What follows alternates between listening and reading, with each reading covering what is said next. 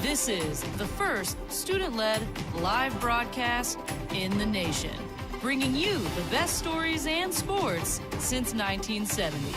We are CHS Today. Good morning, Spartan Nation. It's game day! And welcome to today's newscast. I'm Brent. And I'm Noah. And now it's time for CHS Today.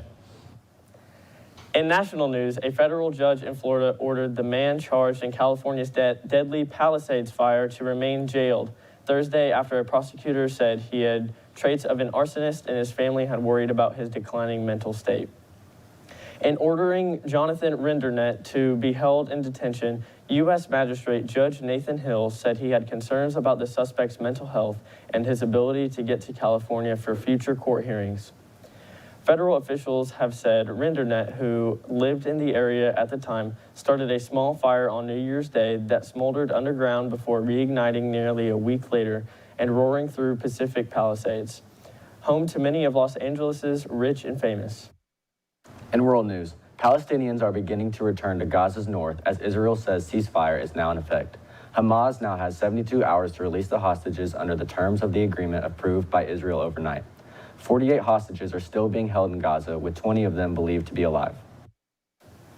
It's time for the premiere episode of Season 2 of Jack's Facts. Let's take a look at what he's got for us. Here's the history of my absolute favorite phone carrier, Verizon. Now, before we get started, is Verizon your favorite carrier? Tell us on CHS Today. Verizon was founded as Bell Atlantic on October 7th, 1983, as one of the 7 baby bells formed after the breakup of the Bell system. The company expanded through mergers, including acquiring many things such as NYNEX in 1997 and GTE Corporation in 2000, which is when it changed its name to Verizon Wireless. Since then, Verizon has become a major global telecommunications company and technology company, launching its Fios fiber optic service in 2004 and rolling out its 4G LTE in 2010 and 5G networks in 2019. Hopefully that's it for the first episode of the second news season, and I hope to see y'all later.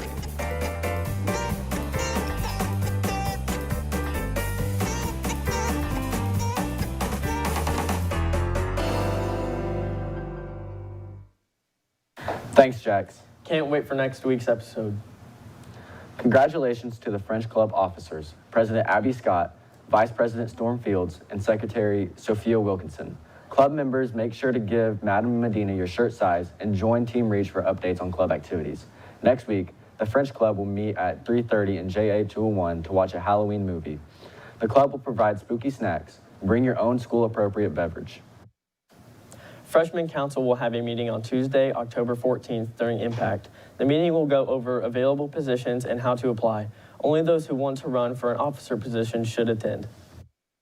The CHS Art Club will be meeting today during Impact. Picture Retake Day is October 17th. Mark your calendar. If you have not pre-ordered, please use the retake order code 0076VMF. Attention students, bus 22-3 will no longer be at CHS in the afternoons. Students that ride this bus will need to ride either 19-3 or 19-4 to Eastview.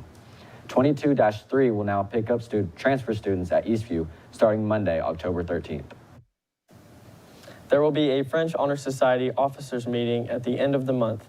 FHS members, make sure you join Team Reach and let any of the officers, Paulo Amora, Abby Williams, and Abita Fishburne know if there's anything you want to add to the agenda. On Friday, October 17th, Miami University will be here during all 3 lunches to talk to students. On Tuesday, October 21st, students who have not completed a career interest assessment will need to go to the auditorium during Impact. Your teacher will have a list of students who have not completed one. On this day in history, during the Battle of Britain, the German Luftwaffe launched a heavy nighttime air raid on London. The dome of St. Paul's Cathedral was pierced by a Nazi bomb, leaving it in shambles. Monday is chicken and waffles served with tater tots. Other options include a spicy chicken sandwich with tater tots or a classic pepperoni pizza. What's the weather looking like, Reed? Reed, do you read the weather good like a weather guy reading the weather in the weather? Thanks, guys. At 7 p.m., there will be a football game, and it'll be sunny and it'll be 60. At 10 p.m., it'll be 51, and at 7 a.m., it'll be sunny and 47. Not looking at the 3-day. Tomorrow, it'll be sunny and 70 with the high and 44 with the low. Sunday and Monday, it'll be partly cloudy with the highs in the 70s and lows in the high 40s, low 50s. That's all for weather. Now back to the desk. Thanks, Reed. Now over to Gage with our Spartan Nation sports. Thanks, guys. Girls volleyball defeated Knightstown last night for senior night in 4 sets, 25-11, 25-13, 21-25, and 25-9. The girls are next in action tomorrow at home starting at 9 a.m. against Shenandoah and Greenwood Christian Academy. There will be a wrestling call-out meeting on October 14th during Impact. Sports action for tonight is boys varsity volleyball starting at 7 at home. It's pink out tonight. Let's see why you should show up. We're going to go ask people how they feel about game day and why it is important to wear pink out. Personally, I think it is important because I've watched how cancer can affect people's lives and how it is a nice gesture to honor them. Who am I here with? Mrs. Day. Why is it important to wear pink out to tonight's football game? We need to honor the women in our lives who may have lost their life or battled to breast cancer or going through that battle right now. Thank you. Who am I here with? Matt Coons. Why do you think it's important to wear pink out for tonight's game? I think it's important because it shows appreciation and awareness to the cause. Some people do struggle with cancer or know people who have, so I think it brings awareness to the situation. And how do you think tonight's game will go? I think it's going to be great. You know, Lawrenceburg's good, they're tough, but I'm hungry. The football team's hungry. We're all hungry. We want a victory. Why do you think it's important to wear pink out to tonight's game? It's important to show your support for all of those women who have gone through breast cancer. And we have a lot here in town who've actually gone through that, especially within the corporation and the community. A lot of athletes' moms have gone through it. My mom's gone through it. So I think it's really important to show your support and let them know that you care. Thank you. Who am I here with? Hunter Allen. Jacob Laughlin. Why is it important to wear pink out to tonight's game? To support breast cancer awareness. Same thing he said. And how do you feel about tonight's game? We've had a good practice this week, and we're going to do good. I'm going to punt the ball very well. All right, thank you. Who am I here with?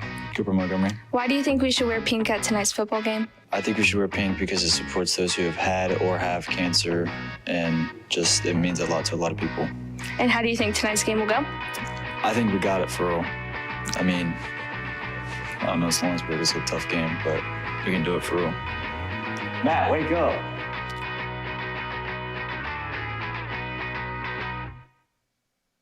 Sports action for tomorrow is girls and boys cross country starting at 10 a.m. at Batesville High School. That's all for sports. Now back to the desk for birthdays. Birthdays for today are Bella Becker, Caleb Forbes, and Ryan Parks. Birthdays over the weekend are Gavin Brannon, Sophie Neal, Isabella Hawk, and Matt Smith, and this guy. And that's happy birthday. Happy birthday. I'm Brant. I'm Noah. I'm Gage. I'm Reed. And that's all for CHS today.